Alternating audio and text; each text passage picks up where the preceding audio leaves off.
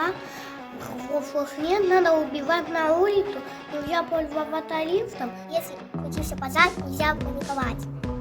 Нельзя прятаться, нельзя открывать окно. Если случился пожар, нужно позвонить.